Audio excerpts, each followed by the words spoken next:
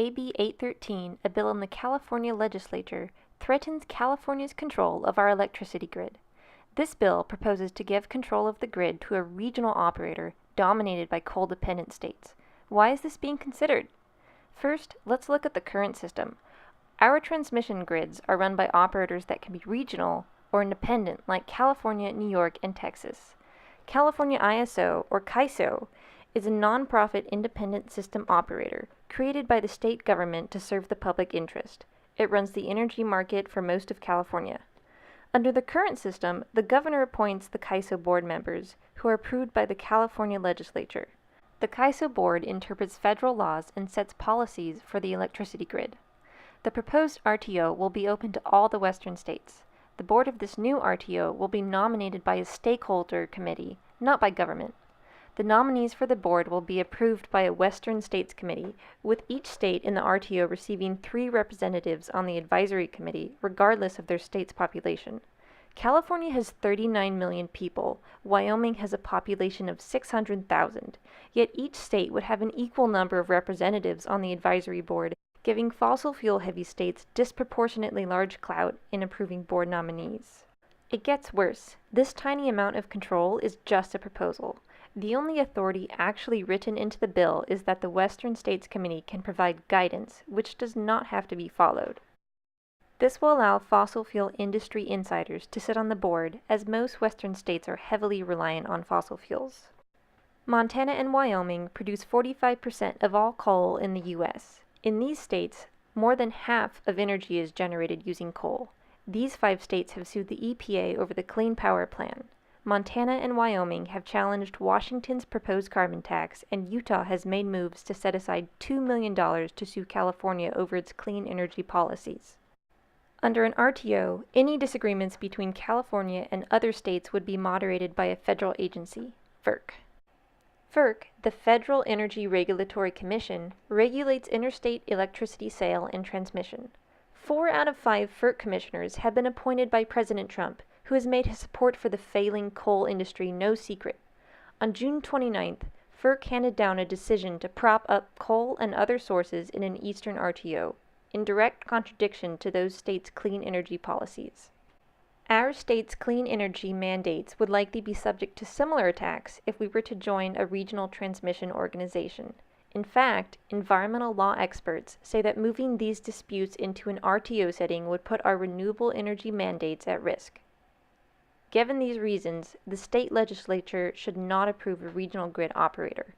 Advocates of AB 813 say that we need a regional operator to use out-of-state renewable energy. This is false. We already import 31% of our energy from out of state, including through the energy imbalance market, where power is bought and sold all throughout the West. Proponents of the bill also say that California needs to send solar energy out of state. As you see here, solar generation peaks during the day, and if the energy output exceeds demand, CAISO tells solar plants to reduce their production, calling that solar energy excess. This is ridiculous. Renewable energy is not excess. Fossil fuels are excess. We need to be cutting down on fossil fuel use. Thus, we should be requiring flexibility from the plants that are contributing to climate change. We should never shut down renewable energy power plants until 100% of the grid is carbon-free. Keep in mind that this image represents a day with one of the highest levels of renewable curtailment during the year.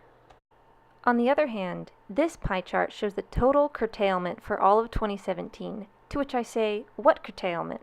Calling this excess renewable energy is a false narrative used to push for a regional grid operator. Much of the push for regionalization is based on a flawed study organized by CAISO. The study found that changing to a regional operator would result in a $1.5 billion benefit to California. However, the prices that CAISO used for their 2030 projections of California solar energy were much higher than today's market prices. The CAISO study also used outdated battery prices. Lithium-ion battery costs are falling rapidly and are projected to drop another 50% by 2025. Even CAISO could not get around their own disturbing conclusion that switching to a regional grid operator would increase fossil fuel emissions by 2020 and send an estimated 23,000 green energy jobs out of state.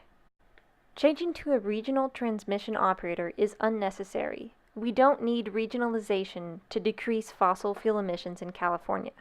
California's energy is only 4% coal and will be down to zero by 2026.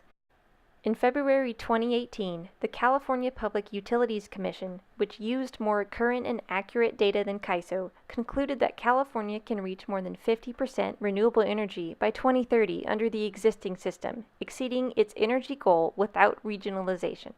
And this is just a conservative estimate.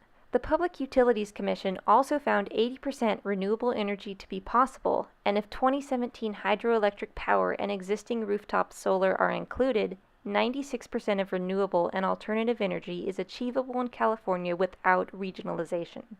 California should not give up control over its energy market to fossil fuel-dominated states. We can exceed our renewable energy goals within the current system, so why would we give up our control at the risk of subsidizing coal plants in other states, increasing the use of fossil fuel-generated electricity, and costing Californians money and jobs?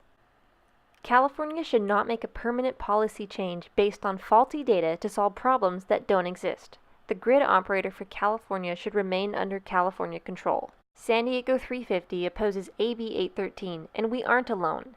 Editorial boards of the LA Times, the San Diego Union Tribune, and the Mercury News and the East Bay Times have all said that a regional grid operator is a bad idea at present.